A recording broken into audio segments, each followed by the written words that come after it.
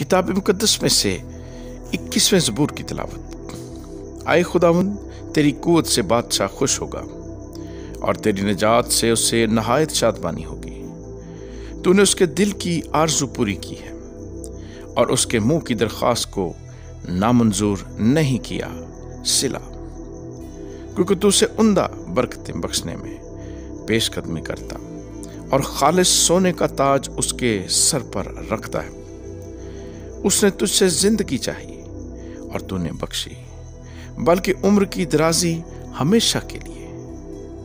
تیری نجات کے سبب سے اس کی شوکت عظیم ہے، تو اس سے حشمت و جلال سے آراستہ کرتا ہے، کیونکہ تو ہمیشہ کے لیے اسے برکتوں سے مالا مال کرتا ہے اور اپنے حضور اسے خوش و خرم رکھتا ہے، کیونکہ بادشاہ کا توکل خداوند پر ہے اور حق تعالیٰ کی شفقت کی بدولت اس سے ہرگز جنبش نہ ہوگی۔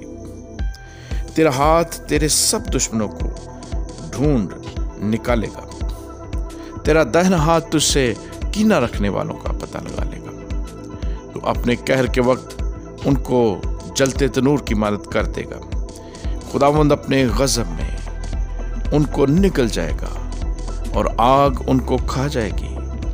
تو ان کے پھل کو زمین پر سے نابود کر دے گا اور ان کی نسل کو بنی آدم میں سے، کیونکہ انہوں نے تجھ سے بدی کرنا چاہا۔ انہوں نے ایسا منصوبہ باندھا جس سے وہ پورا نہیں کر سکتے، کیونکہ تو ان کا منہ پھیر دے گا۔ تو ان کے مقابلے میں اپنے چلے چڑھائے گا۔